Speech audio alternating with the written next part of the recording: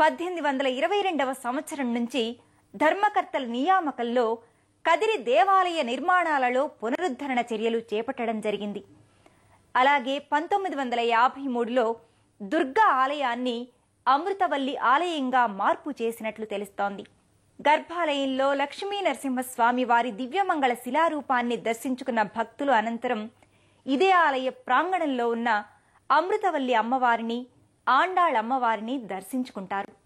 గర్భాలయంలో లక్ష్మీ నరసింహస్వామి వారి దివ్యమంగళ శిలారూపాన్ని దర్శించుకున్న భక్తులు చేతులు జోడించి ఓం లక్ష్మీ నరసింహస్వామియే నమః, మమ్ములని చల్లగా కాచి కాపాడు తండ్రి, మా అభీష్టాలను నెరవేర్చు తండ్రి అంటూ భక్తి శ్రద్ధలతో ప్రణమిల్లుతారు. అనంతరం కుడివైపున ఉన్న అమృతవల్లి అమ్మవారి ఆలయానికి చేరుకుంటారు. విశాలమైన ప్రాంగణంలో ప్రశాంతమైన వాతావరణంలో ఉన్న అమృతవల్లి అమ్మవారి ఆలయమంతా లక్ష్మీ అమ్మవారి నామస్మరణతో మారుమ్రోగుతుంటుంది. ప్రధాన ద్వారాన్ని దాటి ముందుకు వెళితే గర్భాలయానికి ముందు భాగంలో చండీ ప్రచండీ అమ్మవార్ల పెద్ద శిలా విగ్రహాలు భక్తులకు దర్శనమిచ్చి వారిలోని భక్తి ప్రపత్తులను పెంచుతాయి. చండీ ప్రచండీలను దర్శించుకున్న భక్తులు ఆ తరువాత గర్భాలయంలోకి ప్రవేశిస్తారు.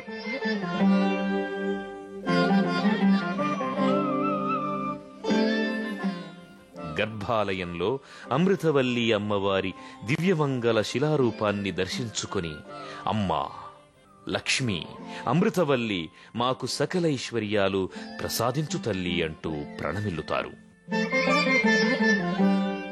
అనంతరం గర్భాలయానికి ఎడమ భాగంలో ఉన్న ఆండాళ్ అమ్మవారి ఆలయానికి చేరుకుంటారు.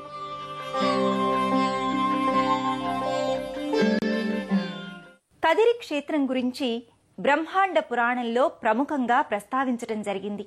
అలాగే అమృతవల్లి అమ్మవారిని, ఆండాళ్ అమ్మవారిని దర్శించుకున్న భక్తులు అనంతరం ఇక్కడకు సమీపంలోని కదిరికొండకు చేరుకుంటారు. నేటి ఈ కదిరికొండే ఒకప్పటి స్తోత్రాద్రిగా విరాజిల్లింది. లక్ష్మీ నరసింహస్వామి వారిని దర్శించుకున్న భక్తులు అనంతరం ఇదే ఆలయానికి 3 కిలోమీటర్ల దూరంలోని కదిరికొండకు చేరుకుంటారు. దీనినొకప్పుడు స్తోత్రాద్రి అని పిలిచేవారు. దట్టమైన ఈ అటవీ ప్రాంతంలోనే హిరణ్యకశిపుణ్ణి సంహరించిన నరసింహస్వామి వారు ఉగ్రరూపాన్ని విడిచిపెట్టారని చెబుతారు. కదిరికొండకు చేరుకున్న భక్తులకు ముందుగా కదిరికొండ లక్ష్మీ నరసింహస్వామి వారి ఆలయం దర్శనమిస్తుంది. ఈ ఆలయంలో కొలువైన శ్రీ లక్ష్మీ నరసింహస్వామిని భక్తితో పూజించుకున్న భక్తులు అనంతరం ఇదే ఆలయానికి సమీపంలో దట్టమైన అడవికి చేరుకుంటారు. ఈ అడవిలో ఓ శిల మీద స్వామివారి పాదాలు దర్శనమిస్తాయి.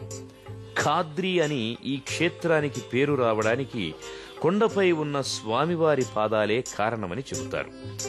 లక్ష్మీ నరసింహస్వామి వారి పాదాలను భక్తితో పూజించుకున్న భక్తులు అనంతరం ఇక్కడకు సమీపంలోని సప్త ఋషుల తపోభూమికి చేరుకుంటారు.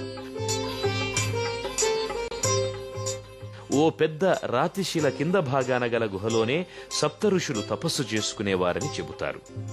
సప్త ఋషుల తపోభూమిని దర్శించుకున్న భక్తులు ఆ తరువాత ఇక్కడకు సమీపంలో ఉన్న విఘ్నేశ్వరుడు, సత్యనారాయణ స్వామి, నవగ్రహాది దేవతల ఆలయాలకు చేరుకుని ఆయా దేవతలను భక్తితో పూజిస్తారు. వారికి భక్తి శ్రద్ధలతో ప్రణమిల్లుతారు. ప్రహ్లాదుని భక్తికి మెచ్చి కైవల్య సిద్ధిని ప్రసాదించిన కరుణామయుడు లక్ష్మీ నరసింహస్వామి. భక్త వరదుడిగా, ఆశ్రిత జన రక్షకుడిగా పూజలందుకుంటున్న ఆ లక్ష్మీ నరసింహస్వామి వారి కరుణా కటాక్ష వీక్షణాలు అందరి మీద ఉండాలని కోరుకుంటూ మరో తీర్థయాత్రలో మళ్లీ కలుసుకుందాం. అంతవరకు సెలవు మరి. నమస్కారం. పుణ్యక్షేత్రాల దర్శనం, అపురూప ఆలయాల సందర్శనం, తీర్థయాత్ర కార్యక్రమాన్ని ఇప్పుడు యూట్యూబ్ ఆన్లైన్లో www.youtube.com/etv2india లింక్ ద్వారా కూడా వీక్షించండి.